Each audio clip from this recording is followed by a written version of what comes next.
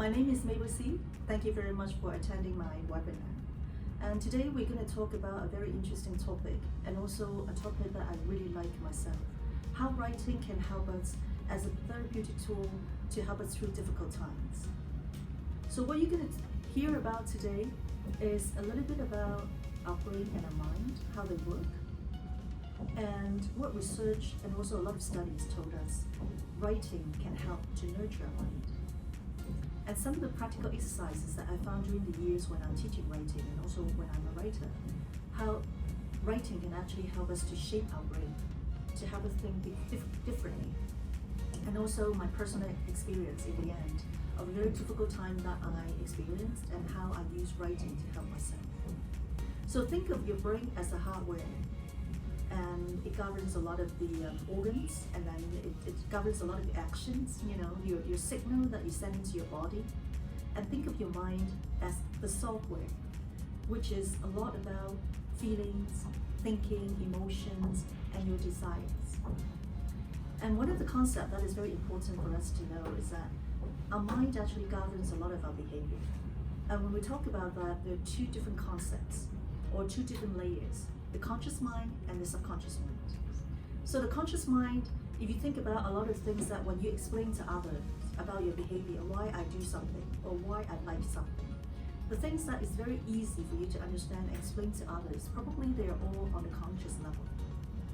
But then if you think about subconscious mind, it would be a lot of the deeper feelings of maybe sadness, anger, depression, or a lot of things that are hidden and you don't want to talk about it, or maybe you don't actually realize it, and probably those are actually in your subconscious mind. Calmness is something that everybody wants in our life, right? And it's also a concept that is so well talked about and so popular in a lot of self-talk and also therapeutic sessions or inspirational talk. Writing also helps us to declutter our mind in a few elements that is very important about writing. When you write, you have to organize your thoughts. You have to think about what to write. You have to research. And when you write, it helps us to reflect. You have to really think about someone's perspective, or a background, or a story, a narrative. And there's a lot of reflection within that process. And because of all the thinking and reflecting, it helps us to calm down. And it actually helps us to slow down as well, because you have to sit down to write. Whenever you feel you have a situation that you cannot pass or you find challenging, I always put it down on a piece of paper. So if you have a piece of paper that you can also do it. On the one side, being a self-critic, and then put down all the things that you used to tell yourself.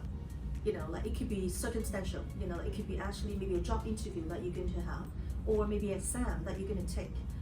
So on the one side, I would say something that I actually say to myself, I'm not good at this. I'm not as good as others.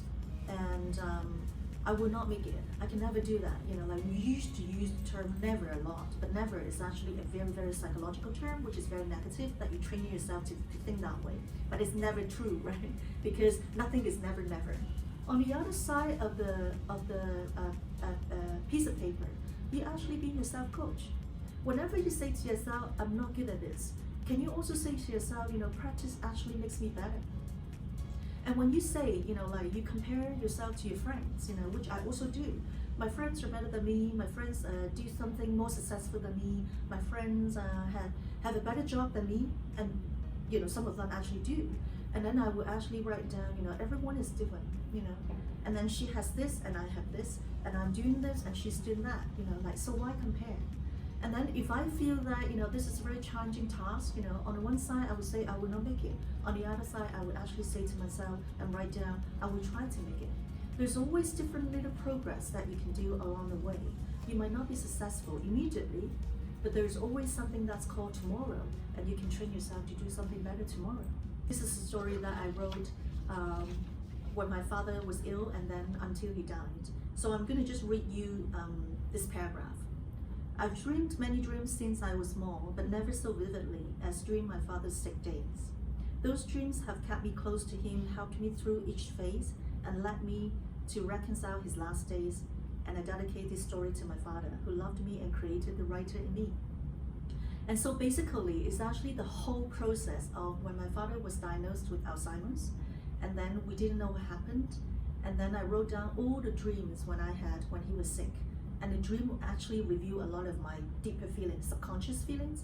And then until the day when I went to the funeral, and then I was standing next to my mother, and until today, I really realized, that process of writing it down actually helped me through a very, very sad time in my life, and also helped me to think about all the things that I wanted to be so grateful for my family and for my father.